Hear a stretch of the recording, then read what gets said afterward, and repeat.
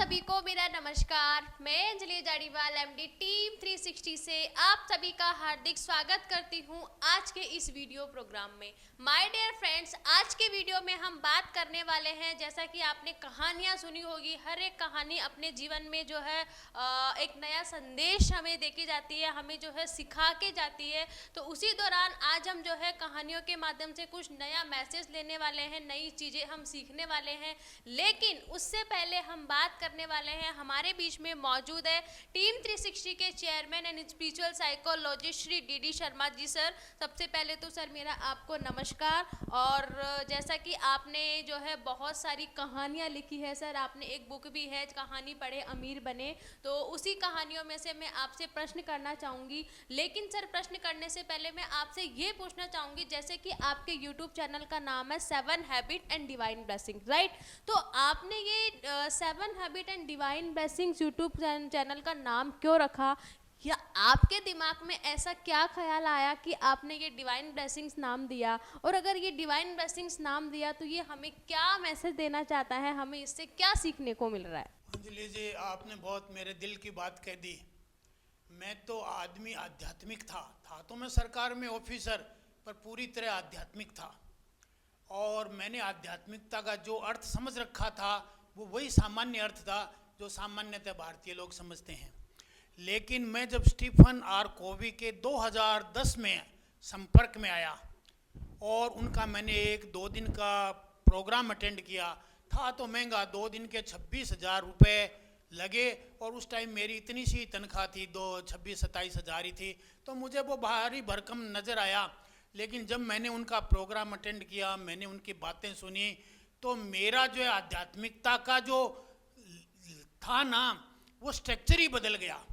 उन्होंने कहा आध्यात्मिकता में सिर्फ आत्मा का विकास नहीं है, शरीर का भी विकास है, और जो है आपके मन का भी विकास है, आपकी बुद्धि का भी विकास है, और आपकी भावनाओं का भी विकास है।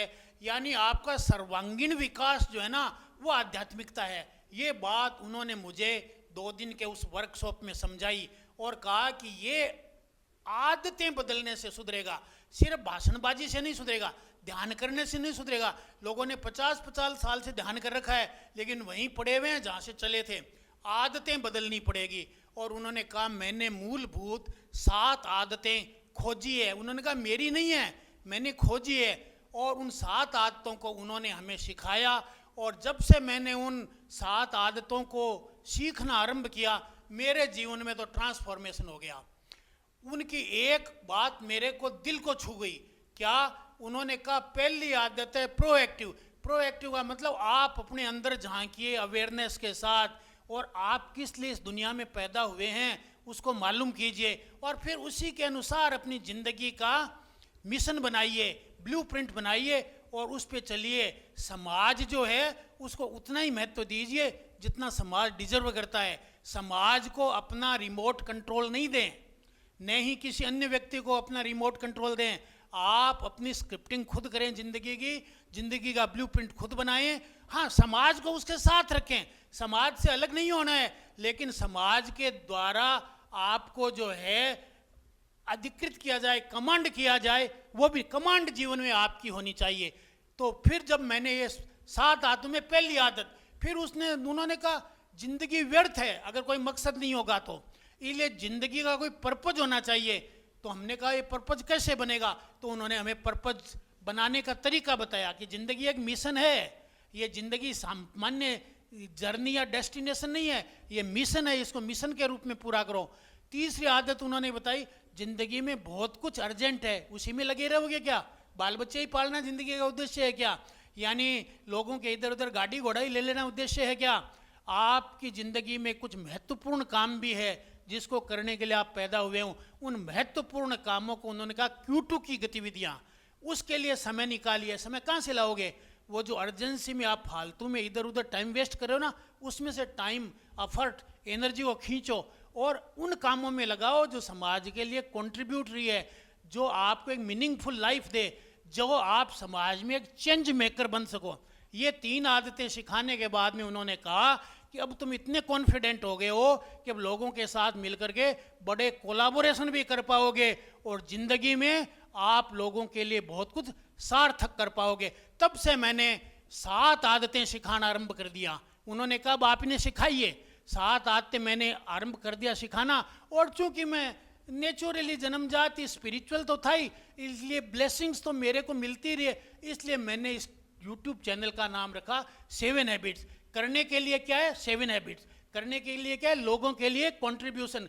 करने के लिए क्या है? वो काम सिग्निफिकेंटली जो आप लोगों के लिए कर सकते हो। और बाकी परमात्मा की प्राप्ति से शांति प्राप्त कीजिए। और जिंदगी का जो मूल उद्देश्य है प्रसन्नचित रहते हुए काम करना, लोगों के काम आ जाना। जैसे भगवान कृष्ण ने कहा मेरे लिए इस दुनिया में कुछ करने के लिए नहीं है, कोई कर्तव्य शेष नहीं है, फिर भी मैं लोक हितार्थ काम करता हूँ, मैं लोगों के हित के लिए काम करता हूँ। तो ये लोक संग्रह का उद्देश्य जो है, उन्होंने मेरे को भगवान कृष्ण की बात उन्होंने समझाई और उन्होंने गले उतारी। तब से मैं 2012 से बाद में मैंने VRS ले लिया गवर्नमेंट से और इसी काम में लगा हूँ, लोगों को इंस्पायर करने के लिए, मोटिवेट करने के लिए, स्किल सिखाने के लिए और उनकी कैरियर काउंसलिंग करने के लिए, ताकि वो अपनी प्रतिभाओं का अधिकतम विकास कर सके। बहुत बहुत धन्यवाद सर आपका। और आपने इतना डिटेल में जो है सारी चीज़ें एक्सप्लेन की, तो वाकई बहुत अच्छा लगा। तो चलिए अब हम आपसे बात करेंगे सर कहानी के बारे में। जैसा कि आपने अपनी बुक्स में भी काफ़ी सारी कहानी लिखी है, लोगों ने उसे पढ़ा भी है और उसी दौरान लोगों के मैसेजेस भी आए हैं, काफ़ी इंस्पायर करने वाली आपकी बुक्स है। तो सर आज मैं आपसे ये पूछना चाहूँगी कि जैसे ये कोकुन की जो है कहानी, ये क्या हमें संदेश देती है? कोकुन की कहानी से हमें क्या सीखने को मिलेगा? साथ ही में ये जो बाज की कहानी है, इसे भी आप हमें थोड़ा एक्सप्लेन करके बताएं कि कोकुन और ये बाज दोनों की कहानियां में क्या मैसेज देना चाहती है, क्या संदेश देना चाहती है, हमें क्या सीखने को मिलेगा, लोगों को इससे कैसे मोटिवेशन मिलेगा? अंजलि जी, ये दोनों ही कहानियां अपनी जिंदगी की कमान खुद के हाथ में लेने के लिए है। देखो, आदमी पशु नहीं है, पक्षी नहीं है। पशु और पक्षी अवेयर नहीं हो सकते, अपने बारे में विचार नहीं सकते, काम नहीं कर सकते। लेकिन इंसान होने के नाते इंसान को ईश्वर ने बुद्धि दी है, को अन्य खूबियां भी दी है, तो एक जिम्मेदारी भी सौंपी है। आप अपनी ज़िंदगी की कमान अपने हाथ में लेंगे और हाथ में लेकर के पहल करके वो काम करेंगे जिस काम करने के लिए आप पैदा हुए हैं। या आप यूनिक हैं, इस ज़िंदगी में आप जैसा कोई नहीं पैदा हुआ है। भगवान कृष्ण अकेले, राम अकेले, बुद्ध, कोई किसी की कॉपी नहीं है। अंजलि मैं अकेली, मैं अकेला। हर व्यक्ति अपने आप में यूनिक है और वो इनबॉर्न टैलेंट लेकर के आया हुआ है। इसलिए अपने इनबॉर्न टैलेंट को जानिए और उसके अनुसार काम कीजिए। अब मैं आपको कोकून की कहानी बतलाता हूँ। कोकून क्या है? तितली होती है ना, आपने देखा है बटरफ्लाई।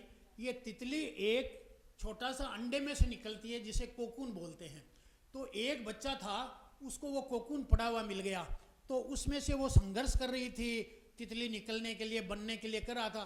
तो उसने एक तिनका लिया और उसकी मदद कर दी ताकि जल्दी बाहर निकल जाए।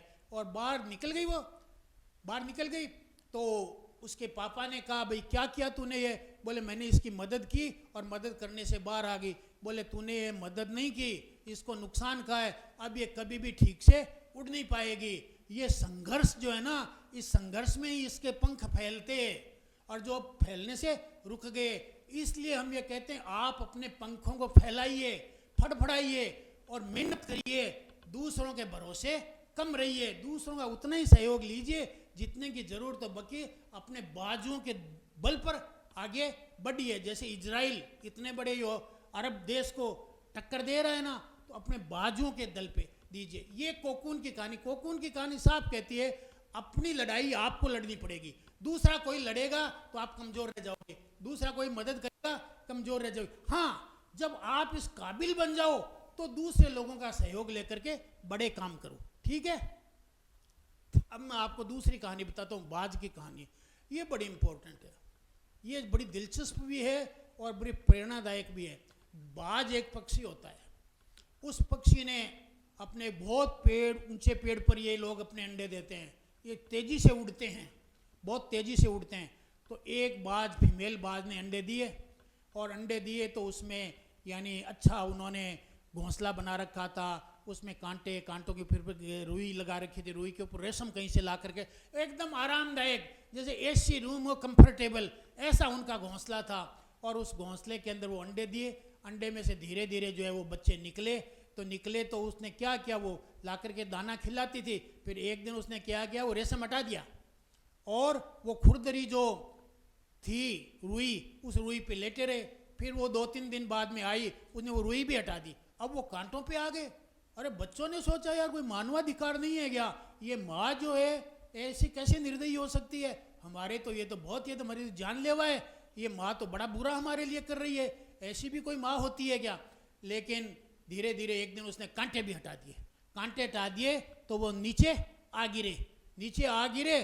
तो फिर वो उनको वापस उठा के लाई, घोंसले में रखा, 2-3 बार किया। एक बार जोर से फेंका तो वो फट उसके पांव खुले और वो उड़ गया आसमान में।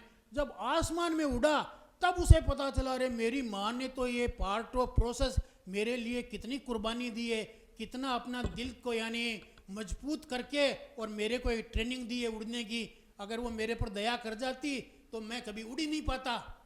तो यही मैं कह रहा हूँ कि आप दूसरों की मदद कीजिए, अपने बच्चों की मदद कीजिए, पर उनको खुद को भी काम करने दीजिए, खुददारी करने दीजिए, ताकि वो इस काबिल बने और उन काबिलियत के बाद उन्हें मदद कीजिए। तो ये जो है 7 हैबिट्स सिखाती है।